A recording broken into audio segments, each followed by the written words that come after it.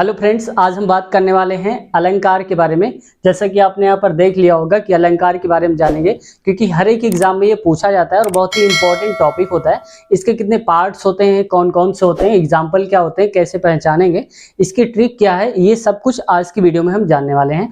तो फ्रेंड्स, अगर आप चैनल पर नए हैं तो आपसे रिक्वेस्ट है चैनल को सब्सक्राइब कर लें और बेल आइकन दबा दें, जिससे हमारे नए नए नोटिफिकेशन आप तक पहुंचते रहें। तो आइए शुरुआत करते हैं आज की इस वीडियो की।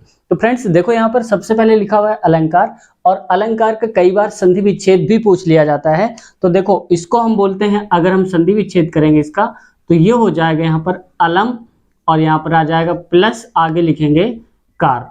तो कई बार जब भी आए, अब कंफ्यूज नहीं होना है, अगर अलंकार का संधि विच्छेद आए तो अलम कार होता है। ठीक है, अब हम बात कर लेते हैं यहाँ पर कि इसके टाइप क्या होते हैं।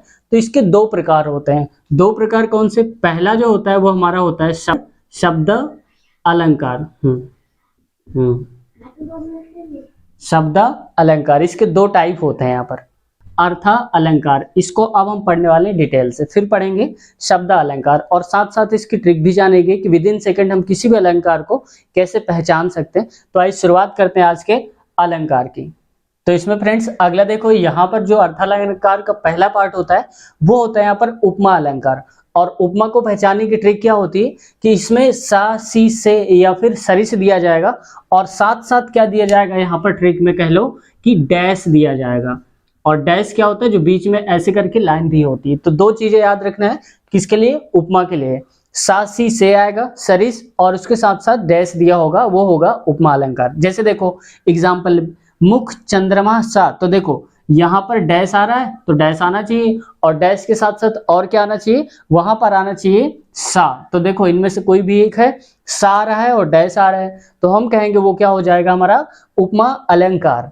अब अगला देखते हैं यहाँ पर सेकंड वाला, रूपक। अब रूपक में क्या होता है कि इसी से मिलती जुलती इसकी ट्रिक होती है। अब देखो इसमें क्या होता है कि केवल डैश दिया होगा, केवल डैश होगा। केवल डैश कैसे? कि यहाँ पर सासी से आता था और डैश आता, दोनों आते थे, लेकिन अब क्या होगा कि यहाँ पर सिर्फ डैश होगा, सासी से नहीं होगा।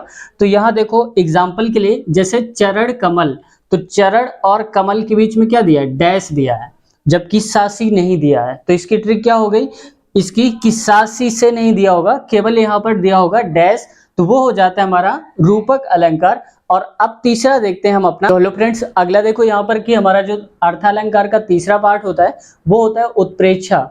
और उत्प्रेक्षा में क्या होता है कि कुछ वर्ड्स ये वाले आते हैं, जैसे मनु, जनु, मनो, मानो, जानो, ज्योत्यो, ऐसे करके अगर कोई वर्ड्स मिल जाए तो समझ जाना कि वो क्या है? हमारा उत्प्रेक्षा अलंकार है। तो जैसे देखो, अगर इसको हम पढ़ेंगे, क्योंकि बहुत बारी एग्जाम्पल एज इट इज पूछा जाता है, जैसे मनहु नीलमणि शैल पर, तो देखो इसमें मनहु वर्ड आ गया तो हमें आगे पढ़ने की जरूरत भी नहीं पड़ेगी, और मनहु वर्ड आने से ही समझ जाएंगे कि हमारा कौन सा उत्प्रेक्षा अलंकार है। तो ये वर्ड्स अगर आपको ये पता चल गए, इनमें से कोई भी वर्ड आ जाए किसी एग्जाम्पल में, तो समझ जाओ कि वो क्या है? उत्प्रेक्षा अलंकार है। अगला देखो अतिशयोक्ति, इसका नाम ही यहीं पर हाइपरबोल है। अतिशयोक्ति, इसका मतलब है कि किसी भी चीज को बढ़ा चढ़ाकर अगर बोला जाए तो उस टेंस में, उस एग्जाम्पल में आप समझ जाना कि वो क्या है? अतिशयोक्ति अलंकार है। मतलब लंबी चौड़ी फेंकने की अगर बात हो तो समझ जाना कि वहां पर क्या है? अतिशयोक्ति अलंकार है। जैसे देखो, हनुमान की पूंछ पर लगन न पाई आग, मतलब अभी आग लगी भी नहीं हनुमान जी की पूंछ पे, लंका सिगरी जल गई, यानी कि पूरी लंका जल गई। आग अभी लगी नहीं पूरी तरह से, लेकिन लंका पूरी जल गई, आग लगने से पहले ही। तो इसका मतलब क्या है? लंबी चौड़ी फेंक दी गई, मतलब कुछ बढ़ा चढ़ा के बताया गया है इस एग्जाम्पल में, और इस वजह से क्या हो जाएगा? अतिशयोक्ति अलंकार हो जाएगा। ठीक है, अब आते हैं नेक्स्ट लास्ट यानी कि फिफ्थ नंबर, मानवीकरण। तो मानवीकरण में क्या है? पर्सनिफिकेशन। इसमें क्या होता है कि जब किसी नॉन लिविंग चीज को, निर्जीव वस्तु को, उसको सजीव की तरह पेश किया जाता है। जैसे देखो, फूल हंसे, तो फूल कभी हंस सकते नहीं, लेकिन उसको ऐसा बताया गया कि फूल हंसे, तो हंस कौन सकता है? जो लिविंग हो, यानी कि सजीव हो, जिसके अंदर जान हो। तो फूल को ऐसा बता दिया गया है जैसे कि कोई इंसान हो, फूल हंसे और कलियां मुस्कुराएं, तो कली मुस्कुराती कभी नहीं।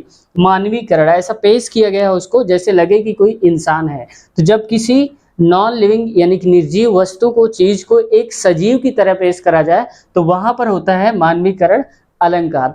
जब कभी ऐसा केस आए तो आप समझ जाना कि इसमें होगा अलंकार मानवीकरण अलंकार। तो हमने पढ़े अभी कि अर्थालंकार जो होता है वो 5 प्रकार के होते हैं, ये हमने इसके टाइप्स बता दिए। और इसके बाद अब आते हैं अर्थ अलंकार के बाद शब्द अलंकार, क्योंकि अलंकार के दो भेद होते हैं, शब्द और अर्थ। तो अर्थ अलंकार वाले हो गए। अब आते हैं शब्द अलंकार कौन कौन से होते हैं। अब आते हैं फ्रेंड्स शब्द अलंकार। और शब्द अलंकार के कितने टाइप होते हैं, तो इसके टाइप होते हैं 3, जैसे अनुप्रास, यमक और श्लेष अलंकार।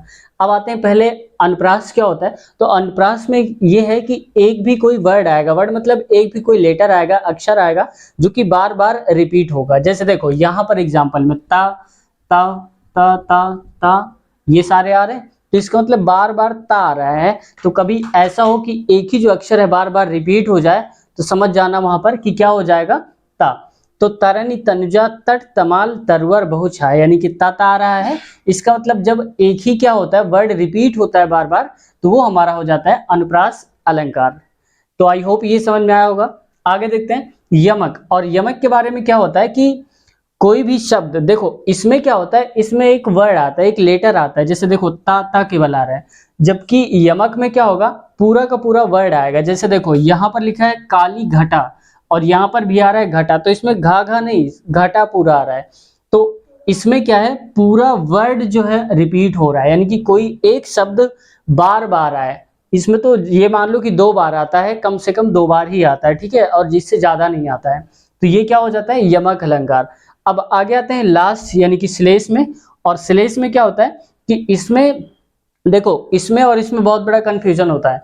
इसमें क्या होता है, इसमें भी रिपीट होता है और इसमें भी रिपीट होता है। लेकिन इसमें क्या होता है श्लेष में कि कोई भी जो वर्ड होता है वो 2 से ज्यादा बार रिपीट होता है, मोर देन 2 टाइम्स, 2 बार से ज्यादा रिपीट होता है। जैसे देखो रहीमन पानी राखिए बिन पानी, तो पानी आ रहा है। यहाँ पर देखो पानी गए न उबरे मोती मानुष सुन, तो पानी पानी और पानी आ रहा है, 3 बार आ रहा है, यानी कि 2 से ज्यादा बार आ रहा है। तो 2 से ज्यादा बार अगर कोई भी वर्ड रिपीट हो रहा है, बार बार आ रहा है, तो हम कहेंगे वो श्लेष है। और अगर ये केवल 2 बार आ रहा है तो हम कहेंगे वो क्या है, यमक अलंकार है। तो आज की वीडियो यहीं तक। आई होप वीडियो आपको पसंद आई होगी। अगर आप चैनल पर नए हैं तो चैनल को सब्सक्राइब कर लें। मिलते हैं नेक्स्ट वीडियो में एक नए कंटेंट के साथ, तब तक के लिए टेक केयर, बाय बाय।